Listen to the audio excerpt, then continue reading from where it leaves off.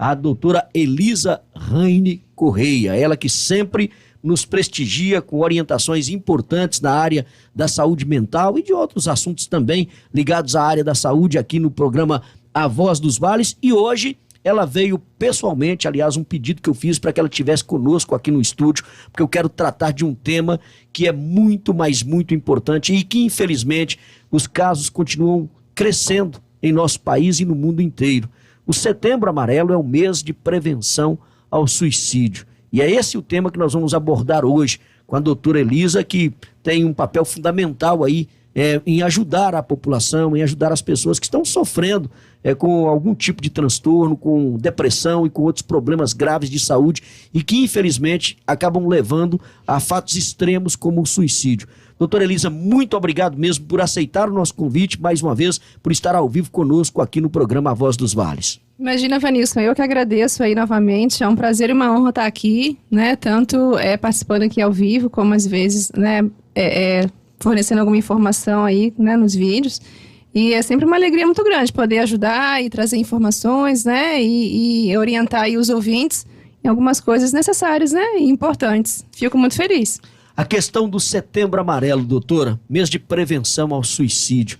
Infelizmente, muitos casos registrados no nosso país e aqui na nossa região também, infelizmente, não é diferente. Volta e meia, a gente tem o registro de uma ocorrência de suicídio. Qual que é a orientação mais importante que a senhora passa para a população nesse momento? A senhora que lida, né, com a saúde mental das pessoas, que a saúde mental tem que estar bem para evitar que as pessoas tomem atitudes extremas como essa de colocar fim à própria vida. Ô Vanilson, se pudesse resumir todas as informações nessa pergunta única aí que você me fez, eu diria o seguinte, né? Realmente os casos vêm aumentando, não só no Brasil todo, mas infelizmente aqui na cidade e na região, né? E isso é uma coisa muito triste, eu acho que é um movimento de aumento, né, dessa questão no mundo todo, e isso é muito triste.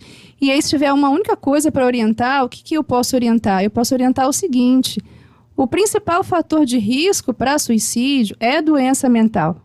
Entre elas, a depressão, que é bem prevalente, né, e é bem comum, né, seguido de transtorno bipolar, transtorno por dependência de álcool e drogas, né, esquizofrenia, transtorno de personalidade, mas doenças mentais de modo geral. Então, qual que é a orientação mais importante? Praticamente 100% dos casos de suicídio tinham, né, alguma doença mental não diagnosticada, não tratada ou maltratada. Então, a principal prevenção é buscar um tratamento do problema psiquiátrico, né, da doença mental.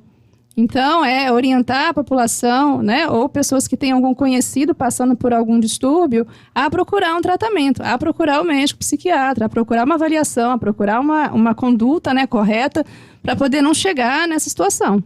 Bom, você que quiser participar conosco dessa entrevista e nos ajudar a fazer o programa, eu deixo espaço aberto aqui. O nosso WhatsApp é o 33 3522 1198. 3522-1198, para você mandar a sua pergunta para a doutora Elisa Raine, e também o canal da 98 no YouTube e o canal Vanilson Souza Notícias. Nessa mesma plataforma você pode fazer aí a sua pergunta, o seu questionamento, tirar a sua dúvida. Doutora, como eu devo desconfiar que alguém está passando por algum problema mental e que precisa urgentemente procurar um profissional da área, um psiquiatra, para poder fazer esse tipo de avaliação e fazer o tratamento? Olha, Vanilson, em relação à pessoa que pode estar depressiva, uma paciente hoje me falou uma coisa muito interessante, né? E era uma coisa também que eu queria trazer aqui. Nem sempre a pessoa que está deprimida, ela está ali em casa, né? Encostada na cama, descabelada, suja, olhando para o teto, né? Quando está assim, todo mundo está vendo que está deprimido, né? Mas tem muita gente que está realmente com depressão, mas está vivendo aí o dia a dia, está até sorrindo para as pessoas, está cumprindo suas tarefas no trabalho, mas não está bem, né? E algumas pessoas, mesmo que não aparentam, né, por fora, assim, fisicamente, por aparência, estarem depressivas, né, quem está próximo daquela pessoa pode perceber algumas coisas. Às vezes a pessoa solta frases tipo assim, nada mais tem jeito, eu estou muito cansado, eu vou sumir, eu vou desaparecer, vocês não vão mais se aborrecer comigo, né? a pessoa pode ir soltando algumas frases, assim, mostrando que ela não tem mais esperança no futuro, mostrando que ela não está mais achando sentido naquelas coisas do dia a dia, né? A pessoa pode dar pistas, né? Ou a pessoa, ou quem está próximo, sabe que aquela pessoa está passando, assim, um problema muito grande, né? Ou de casamento, ou no trabalho, ou algum problema, assim, judicial, né? E a pessoa pode estar dando um suporte ali, né? Como é que você está? Né? Como é que você está desenrolando aí na sua cabeça esse problema X, né? Precisa de ajuda? Então, essas coisas, né? Quem está próximo, quem é parente, quem é família, esse suporte social é essencial para a pessoa que está passando algum problema. Ainda temos alguns tabus em relação a isso, né? Muita gente que trata essas doenças, esses transtornos mentais e principalmente a depressão como se fosse uma frescura, porque não entende o sofrimento que a pessoa está passando ali. Ninguém adoece mentalmente porque quer. Ninguém fica triste porque quer. Ninguém passa por uma depressão porque quer. E aí o papel da família, o papel dos amigos, o papel das pessoas que estão próximas é um papel fundamental, né? Primeiro para tentar entender ali o que está acontecendo com essa pessoa e oferecer ajuda. Quer seja um ombro para a pessoa conversar, quer seja encaminhá-la para um profissional competente para poder fazer o tratamento. É preciso parar de tratar a depressão e outros transtornos mentais como se fosse frescura do paciente, porque não é, né, doutora? Sim, não é. E esse suporte social, inclusive, né, suporte que eu falo, é familiar, né, de amigos, de conhecido, parente, vizinho, seja quem for, próximo ali, inclusive é um fator de proteção. As pessoas que têm família, que têm amigos, né, que têm um compromisso assim com filhos ou com cônjuge, elas têm menos risco, né, estatisticamente. As estatísticas mostram isso, né? Quem tem uma rede social de suporte boa, quem tem pessoas próximas, elas têm menos risco, né? É um somatório de coisas que podem aumentar o risco ou diminuir, né? Então, a questão de família e amigos é uma delas que pode diminuir e ajudar bastante, né? Quem está passando por algum problema desse tipo. Agora, a questão do suicídio, a gente tem a mania de achar também que a quem ameaça não faz. Muitas vezes a pessoa fala assim, eu não estou com vontade de viver mais, eu quero desaparecer, eu quero sumir. E aí você não fica atento para aquilo ali, porque isso é um sinal, né? É um grito de socorro e muitas vezes a gente não entende esse grito de socorro. Isso é o maior mito que tem, né? Existem alguns mitos envolvendo essa questão do suicídio e esse é um deles. Então, essa história que quem ameaça não faz, porque se quisesse fazer mesmo, já tinha feito, né? Olha que frase horrorosa. Não, isso não é verdade, né? Muitas vezes quem fala essas coisas faz mesmo, né? Então, não deve ser levado como, quer aparecer, é frescura, né? Então, isso realmente é um mito. Assim como falar de suicídio não aumenta o risco, né? Inclusive, isso já caiu por terra, assim, eu espero. Tanto que na mídia, né, tem muitas campanhas, né, fala-se bastante sobre isso para orientar aí a população. Então, há mitos envolvendo o suicídio. Assim como a pessoa que tentou uma vez nunca mais vai sarar, vai sempre pensar em morrer. Não, se ela buscar um tratamento e for bem conduzida, ela um dia vai melhorar daquilo ali, né, desse pensamento aí de querer morrer. Então, assim, tem esses mitos, né? E nenhum mito ajuda o problema a ser resolvido, né? Então, o que ajuda também a ser resolvido é quebrar esses tabus e esses mitos aí e esse preconceito. Agora, doutora, outra coisa que a pessoa precisa entender é que quem está doente precisa de tratamento. Não dá para fugir disso. E tem gente que acha que quem procura o médico psiquiatra, tá tratando com o médico porque tá doido, porque enlouqueceu. Não tem nada a ver uma coisa com a outra, né? E até também quem está com problema, né, de algum tipo de alucinação tem que procurar mesmo um psiquiatra, porque tem tratamento para isso. Mas não é só quem sofre com esse tipo de problema que deve procurar um psiquiatra. Se você está deprimido, se você sofre de crise de ansiedade, se você sofre do transtorno de pânico, se você... Uma série de problemas que você tem que encontrar no profissional competente um amparo ali para poder cuidar e tratar. E outra coisa que as pessoas precisam entender é que a senhora até abordou esse tema aqui há poucos dias, a questão do medicamento. Muita gente fala assim, não vou cuidar, não vou tratar, pensa que medicamento que faz mal, vicia. E não tem nada disso. As pessoas precisam entender que quem está doente precisa ser tratado e a melhor forma de tratar é procurar um profissional que tenha conhecimento da área e fazer o tratamento que esse profissional indicar. Inclusive, eu tenho visto, eu vou fazer até uma crítica, né, geral, não é para ninguém. Eu tenho visto muitos eventos de Setembro Amarelo sem médico. Né? Então, assim, eu não entendo como que se fala numa prevenção de suicídio, né? Vamos diminuir o suicídio, vamos orientar a população. Então, assim, são eventos locais, eventos a nível de país, eventos em outras cidades, enfim, eventos diversos, sejam públicos ou privados, inclusive sem médico. Então, assim, eu não entendo. Logicamente, a equipe é multidisciplinar, mas cadê o médico, né? Porque para tratar a doença mental, tem que ter um médico psiquiatra, né? A gente encaminha para outros profissionais, logicamente, porque nós somos uma equipe. Mas sem o médico não tem tratamento, né, gente? Então, assim, eu acho que essa questão aumenta mais ainda o tabu da pessoa ir para o psiquiatra, né? Porque nesses eventos, nessas palestras, nessas orientações, não tem médico.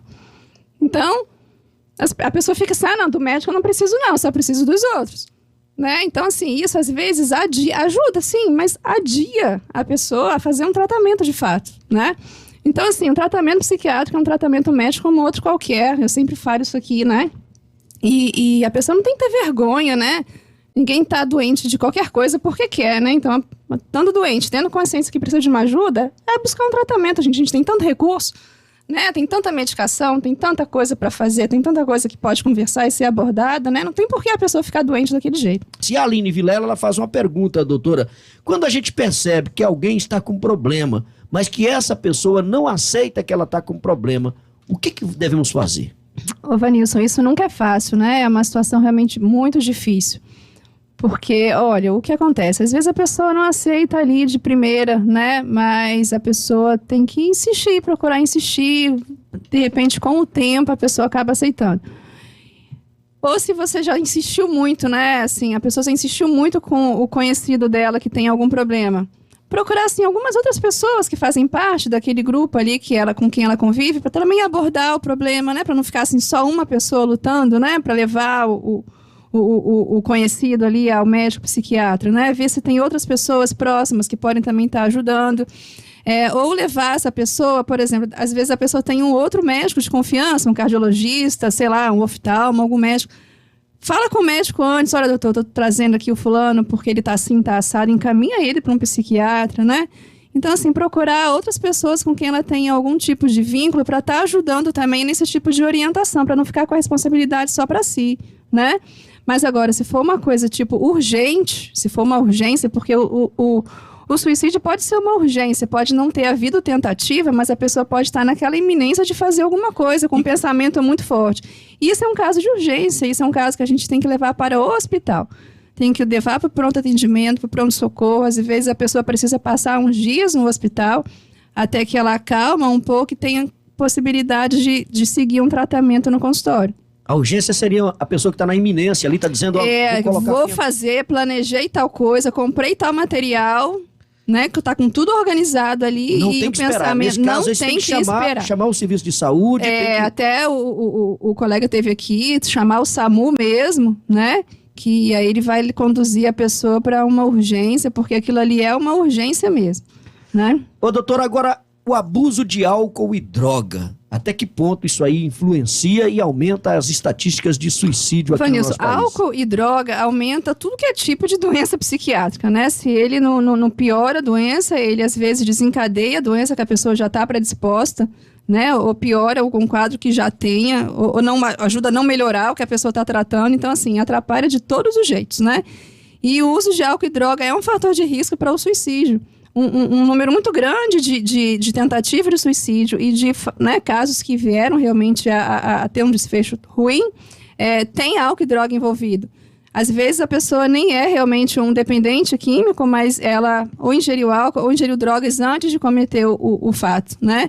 Então, assim, é um fator de risco por si só. Quem realmente está no uso inveterado de droga e de bebida alcoólica tem que ser olhado com cuidado, porque às vezes não é só aquilo ali. Às vezes a pessoa está depressiva, está ansiosa demais, né? Tem um monte de pensamento ruim. Então, é um motivo também de tratamento. Então, tem que levar também ao psiquiatra. E esses casos realmente é difícil. A pessoa, difícil de reconhecer, difícil de aceitar.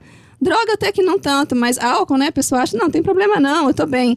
Né? O álcool é muito aceito socialmente. Mas em excesso ele pode estar relacionado a diversas coisas, né? Bastante trágicas.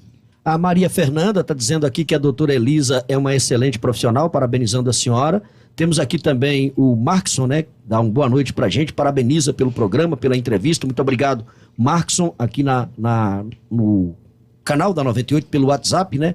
É o 3522 1198, 3522 1198. E, doutora Elisa, para a gente fechar, eu gostaria que a senhora reforçasse para a gente como proteger, como prevenir ocorrências de suicídio, inclusive falar da importância de atividades físicas e de outras atividades prazerosas para qualquer pessoa que seja, para fortalecer a saúde mental. Ô, Vanício, em relação à prevenção, né, a tentar manter a saúde mental, né, mais ou menos estável e em dia, o que acontece? As pessoas, né, geralmente, cada vez mais no mundo, elas buscam muitos prazeres momentâneos e passageiros, né? Ou excesso de comida, excesso de bebida, excesso de, né, diversões de modo geral, ou excesso de relacionamentos, né, de namoro e tal, essas coisas. E se você busca satisfação e prazer, né, no outro homem ou em coisas muito fugazes, você vai se frustrar, né? Então, assim, a gente não veio a esse mundo para ser feliz o tempo inteiro só para ser feliz, né? A gente vai ter problemas. Então, se a pessoa não se fortalecer e buscar prazer e satisfação só nessas coisas, não vai chegar em lugar nenhum e cedo ou tarde vai adoecer mentalmente. Então, o que os estudos mostram? Né? As pessoas que têm uma religiosidade, que têm fé em Deus, que acreditam em Deus, elas têm mais sentido e propósito na vida. Isso é um fator de proteção. Então, é importante buscar, né, a Deus, é importante estar em dia com os ensinamentos aí, né, religiosos, porque a pessoa entende a vida de uma outra forma, né? Um outro fator importante é ter vínculos familiares bacanas, vínculos afetivos com amigos, né? Bacanas, que isso ajuda também a ter um sentido aí na vida. Quem tem filhos, né? Cuidar bem dos filhos. Isso também fortalece a pessoa a ter, né, vínculos e sentido para a vida. Agora, a saúde mental, de modo geral, também é muito importante a gente fazer atividade física. A gente não foi feito para ser sedentário.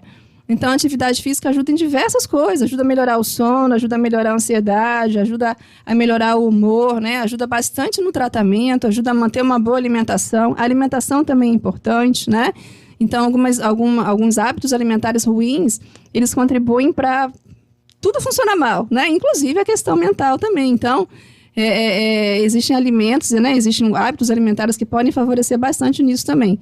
E manter, assim, outros tratamentos em dia também, né? Manter os exames em dia, manter uma vida saudável, de modo geral, é importante aí para estar também com a saúde mental em dia. Não é apenas quem está com problema de um transtorno mental que deve procurar um psiquiatra, né? O psiquiatra deve também atender as pessoas, mesmo que elas se sintam bem, que estejam bem, a pessoa deve passar pelo menos uma vez no ano também, como faz com outros médicos, para bater um papo, para conversar, para falar das suas aflições, porque, como a senhora disse aí, a gente não está no mundo para viver 24 horas por dia feliz e realizado. A gente vai ter um problema ou outro, né? E é importante, quando tiver esse tipo de problema, estar preparado para poder resolver, para poder enfrentá-lo e para tocar a vida normalmente. E o médico psiquiatra pode te ajudar muito, muito mesmo, né, nessas orientações, nesses cuidados. E eu acho que é importante que a pessoa, assim como ela faz uma revisão com o cardiologista, ela faz um check-up com o cardiologista, ela faz um check-up com outros médicos de outras especialidades, dá uma passada também no psiquiatra para ver como é que está a saúde mental, né, doutora? Olha, isso é uma coisa legal que você falou, porque a pessoa acha que vai ao psiquiatra e já vai sair dali com uma lista de meia dúzia de remédio controlado e 2 de tarja preta, né? E pelo menos eu não trabalho assim.